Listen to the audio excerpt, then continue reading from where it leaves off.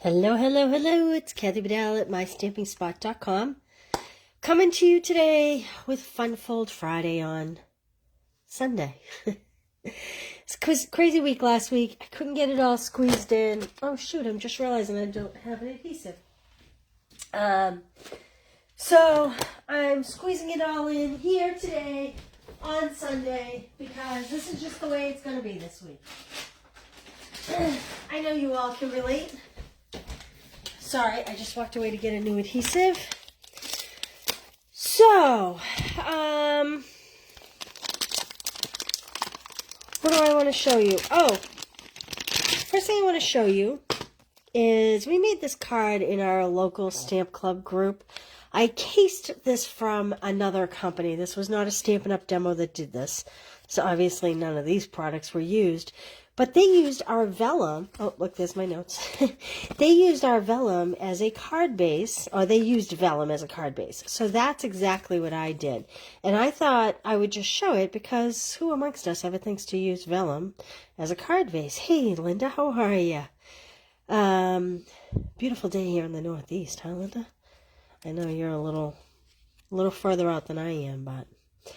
So I just cut the vellum at the normal 8.5 by 5.5, and I scored it 4 1/4, and it took it very well. And then I cut 2 pieces of thick vanilla to give it some weight at 3 3/4 by 5, and I use this little vanilla trim at 3 3/4 by 1. And this is just a piece of leaf that I stamped on separate vanilla and then hand trimmed. We don't have dyes.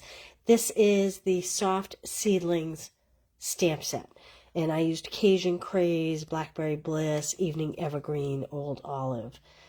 These are the metallic pearls. So anyway, I really was happy with the way this card turned out, so that's why I wanted to show it today. So if you're in my local club, you've been there, you've done that. All right, so, I'm not like the biggest fun fold person in the world. So while I was researching different fun folds and I was looking for something very different, I found, my allergies are killing me today. Excuse me if I'm huffing and puffing here. I found something called the corset, and I thought it was kind of cool. And the card was actually like made in 1996. And I don't even think it was a Stampin' Up! Demonstrator. So I figured we'd try our hand at that. I have not made one. So this is going to be truly generic. If I make mistakes, you're going to see them because I have not tried this. So I'm going to use Hello Harvest because I'm going to wrap up using my fall and soon get into all the Christmas. But we'll use this. I have some Old Olive. Boy, my lips are not working today. Cajun Craze. I brought over some Very Vanilla. And then I brought over my most favorite DSP. I know you've all seen this a million times. My local stamp girls used this piece in card making this month. This piece is getting used in my stamp club by mail. So one side of the paper you can color, or you can just do basic black and white. It's got all the favorite fall colors, brights and deeper tones. And so I think we're going to use this because that is my favorite. And hopefully it works as I planned. I also brought over, for this technique, you need a tag punch. Now, do you need a tag punch? I guess technically you don't need a tag punch. I guess you could use like a banner punch like this and then poke little holes. But for the ease of this video, I'm going to use one of the old tag punches. We've had many over the years. So pull any one you have. I think that is my favorite. So I'm going to put these other two away. Like I said, you could use any punch that gives you a nice edge at the top. Our 3-way punch would work as well. I guess I should have done that, really. But anyway, we're going to do this. So to start off, I am going to use the leaf. It's backwards. It says leaf fall. pretty embossing folder. To me, it should say, hey, KB, go Pats. To me, it should say fall leaf, but it says leaf fall. And I have already run this through the Stamp and Cut machine. So I have my thicker gray plate. I have the embossing folder. I actually put in 2 pieces of cardstock and then just the white block. And that is how I ran it through. So if you have the new Stamp and Cut die boss machine, the Stamp and Cut die boss machine, this would be your layers. And I think that is just so pretty. So that's how I got these pieces. And what these are just 2-inch strips. These are probably 2 inches by the 8.5. And I'm just going to punch the ends. Oh, look, I went a little wider than 2 inches, I think, because it won't quite fit. But that's okay. We're gonna make it fit like that. And I always flip the punch over so that I can see where the cardstock is being placed. But if you do, you have to be careful. This fleshy part of your hand can sometimes get caught in here when you punch. So make sure you do it very open-handed so that your flesh doesn't get caught. Ask me how I know that. I'll tell you how I know it. Screamed in pain a few times. That's how I know it. All right, I want to use this as my card base front. So I'm going to cut this at 4 by 5 1/4, my standard card base front. Now again, probably going to make mistakes here because I looked it up. I didn't write down any notes. This is by 5 1/4, 4 by 5 1/4. I didn't do a mock-up version of it, and I'm not exactly sure how it's going to work, but we're going to find out. All right, that's going to be my card front. So it's called a corset because the idea, you put yours upside down. That's a great idea. The idea is to have it tie in the front, much like a corset, like that. My idea, so this is just a card front that someone designed. My idea is to wrap this around and have them untie the front to be able to open the card. That's my idea. We're going to see how that works out. So I know that I need a piece 4 by 5 1/4 to layer on the inside of the card. That is going to hide the ends of the pieces. So the ends are going to sit under here and wrap around the front. So 4 by 5 1/4. That's going to be the inside layer. So now I think I'm going to do Occasion Craze card base. Let's see here. All kinds of scrap pieces here. So I am going to score this at 5 1/2. I want my card to open the tall way. I'm going to score at 5 1/2. I think it's the only way it will work, actually, if I do this. What I hope is going to work. We're going to find out. We're going to find out by 4 1/4. So I'm scoring at 5 1/2. I'm cutting at 4 1/4. That's going to give me 2 bases. I'm going to set that aside. Now, I think, just for a little extra something special, I am going to cut. This is Old Olive. I'm going to cut 4 1/8 by 5 3/8. Like this. Whoops, that's a score line. That's a cut line. And I'm going to set this to the side. I think we will need it again. But this is, whoa. It helps when you take the cover off your adhesive. Just a little tip. Follow me for more tips. And I am going to just do, I do best with the long edge. Just a little tiny border. Just to set it apart. I could have done it in black. Could have done it in a lot of colors. Fold my card base. Use my bone folder. And I think, yep, we're going to put that on there. I'm going to open this up because, again, I do better on the long sides. Like that. There we go. Okay. Hey, Zenda, how are you? Thanks for joining me today. Okay, that is my basic. Now, I'm going to do it in the center of the card. I could do it lower, I suppose. Like I said, I hope this works. We're going to find out. So I am going to have these meet like this. And I'm going to grab a little pencil and do a little tick mark of where I think I need to score these to get a nice clean line. Need a pencil. There we go. So I think we need to score it right here at the edge of, I'm doing the edge of the card base. And right here at the edge of the card base. I'm going to do one down the bottom. Whoops, on each side. Okay, let me try scoring that. I'm going to move my blade. And I'm going to let it sit nice and tight against the top because then I will get a straight score.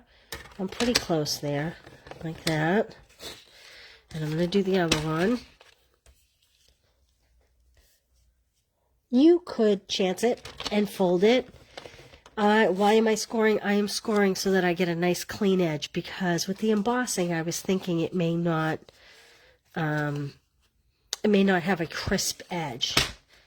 That said, if I were just doing paper, I probably could fold it nicely with a bone folder. So my thought is to have this come on the inside so when you open it, you open up to the card front. So I am now going to cut these two pieces down significantly. They only need to be about probably that long. So I'm going to give myself an inch from the score line, I think is what I'm going to do. That'll give me plenty of room. Where's my inch mark? There's my inch mark. That'll give me plenty of room to use adhesive and get it on there. And I'm going to save this because that'll be good for something else. Okay, let me put this aside. So this is where I'm going here. And do I have a Tombow white glue? I think I'd rather use a Tombow white glue for this purpose because two reasons. It will give me the ability to slide it up or down if I don't get it quite right. And this one doesn't want to work. Let me try a different one. Sometimes the ones that are on my desk are the ones that are running out on the tables. Here. Whoops, there we go, plenty of it. And the other reason why I want to use the Tombow is because where this is not a nice flat surface, it'll give me better adhesive. That's the word I'm looking for. It'll spread a little better than just the tape runner. Okay. I am going to hopefully get this lined up pretty evenly, but I'll show you how I'm going to do it. So I'm going to put this one here at the edge. I'm closing it over so I make sure I get it right to the edge. And I'm actually just barely pushing it over the edge. Can you see that? I hope you can see that. It's just barely coming over the edge. I'm going to grab myself a clear ruler. And I'm going to make a line so that I get this one located in the right place. I couldn't do without a clear ruler in my craft room. I use it for everything. Sometimes I design cards and then I need to come up with the measurements for directions after the fact, and the clear ruler really helps with that. All right, and again, I want to make sure that it's just slightly off so that it fits nicely. And they line up pretty good. I need to drop this one just a little bit. I'll try to slide this one just a smidge. There we go. Okay. Now, thank you, Darcy. Thanks for joining me today. I'm adding the white glue instead of my tape runner, and primarily because of the embossing. I want to make sure we get a nice seal. Now, if I was smart, I would have stamped this first and then put it down so that if I messed up, I didn't totally ruin my whole card. There we go. And I think I'm going to use the black and white check. I did bring over the 2-pack of Old Olive and Sahara Sand ribbon. But gosh, that Old Olive just seems so plain there. So I think, let me close this up. I think I'm going to use a piece of the black and white. And I'm going to string it through like this on the inside. You can see why it's called a corset, right? Boy, I've been around, I don't know, 10, 11 years, something like that, Stampin' Up, maybe 12. And like I said, I really was digging, looking for something different to do. The card design that they made wasn't going to unlock the card. It just was a part of the card front. And I thought, oh, that would be a cute front fold. We could make that unlock the card, the actual card design. But that's neither here nor there. I didn't realize how many paper companies were out there in the early 90s. There were so many. I'm not sure that the lady that I cased from, if she is even around. Okay, so now we have that. Thank you, Zenda.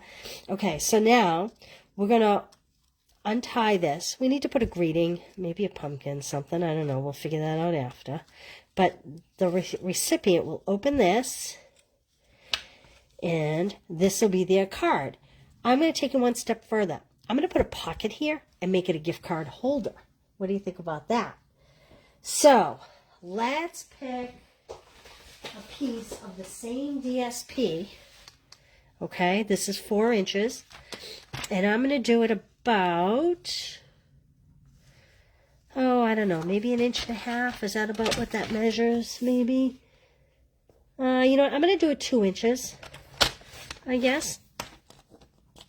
So the trick to doing gift cards, to doing pockets, is making sure that you stay very close to the edges. Now, again, I could use this. What I really want to use is the Stamp and Seal Plus for this. However, mine over here is really messed up. Let me see if I can get this to work. If not, we'll use the white glue, the Tombow adhesive glue. Yeah, this is going to pull this DSP because it's kind of messed up. So I am going to use the Tombow liquid glue, and I am going to carefully keep it to the edge so that a gift card or a gift certificate or anything else fun would fit in here, really. Like this. And obviously I'm only doing it on 3 sides. Okay. And the other thing I want to do, let me show you this other little trick I've learned over the years. I'm going to put it down, right, like this. But before, so I've lined up the bottom. Before I press this part down, I am going to throw something thin. This is an adhesive remover. And I'm going, that's actually a little too thick. Let me go with the bone folder. Just put something in there, and you don't have to put it all the way down the top. Just so that you create a little lift in the middle. Because if you don't, it's really hard. Yes, tear and tape would be awesome. Zenda. Love the tear and tape. So I'm just putting a little something. You actually could even do a couple pieces of cardstock in there. Just something to create a little lift in the center. You don't want so much lift. You don't want so much lift that you get a crease when you close the card, but you want just enough lift that it then becomes easy to insert a gift card like that. Okay? All right, so I'm going to close this back up, and we'll decorate the front. So this kind of becomes your card and your gift wrapping all at once.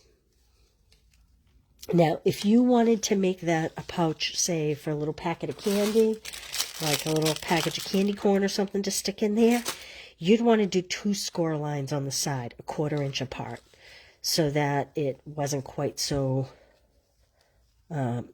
bulky. It'll give it a nice flat look if you put another 1/4 inch score here. All right, let's see what we have here. So whatever I do, I either want to be down here or I want it to hang off of here but not be a part of the bow. A lot of times I like to do tags off of bows, but in this case you don't want to do that because they have to, you know, totally untie this and pull the ribbon out to get to what's inside. So I think I'm just going to stamp a greeting down here, quite honestly. I think that's what I'm going to do. So I'm going to my box of tricks over here. And let's see what we have.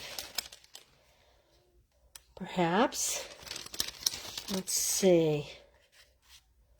Too thin, don't love that. I also think maybe it should be vanilla, and I have all white. Let's see. Thanks, Pat. Oh, yeah, you're welcome, Zenda. Again, that's one of those things, you know, you learn the hard way, right? You do it a couple times and you go, shoot, why is this not laying flat? Why does this not look quite right? So, I think I have all sorts of white tags, but I feel like I really need vanilla. So, you know what I'm going to do? I'm not going to use a tag. I am going to pull out the postage punch, and that's what I'm going to use with a piece of vanilla. Grab some vanilla scrap here. Here's a piece of vanilla scrap. And you are such a blessing, or hello, or you are missed. I think I'll do you are such a blessing. I really like that little phrase. So the best thing about doing a punch versus stamping right on the paper is you can always get it straight. So I am going to pull the Cajun Craze ink pad. I did bring over Old Olive too, but I think I'm going to do Cajun Craze. And stamp that in here. About like that. I'm going to close that up. Open my punch. Again, I go from the back so I can see what's going on here. Get this the way I want it. Like that. Aw, thanks, KB. Yeah, I think I like that. I think I like that, maybe with a little bit of bling. So let me find some dimensionals here. You all are blessings, KB. Very grateful. Beyond grateful. Grateful isn't even enough. Okay, so I have the really big edges, and I'm going to use them because I love to use every piece of my dimensionals. Because, you know, they're kind of expensive. We need to not waste them. So I'm going to just pull off the edges. Like that. Maybe I'll put one little piece in the center. That way it's... Because when they open and close this could get knocked off very easily. I'm not one to use quite so many dimensionals. But in this case, it's going to be easy for them to knock the tag off. So, yeah, I think I like it down here.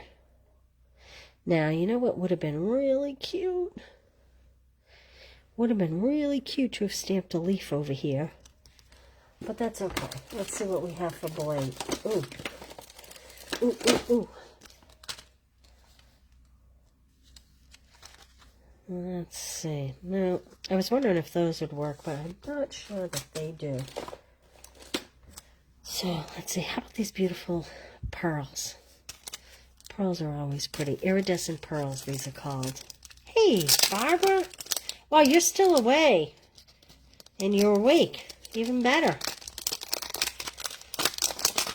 Okay. You know what I'm going to do before I do this? I am going to look for a permanent blend. Let's see here. I have dark old olive. I think I would rather it be Cajun Craze, but dark old olive happens to be right here. So if you do these with Stampin' Rights, the color will not hold. But if you do them with blends, the blends are alcohol, and they will dry permanently the color that we are doing here. If I had a Cajun Craze marker here, I think I would do Cajun to put a few on the corset part.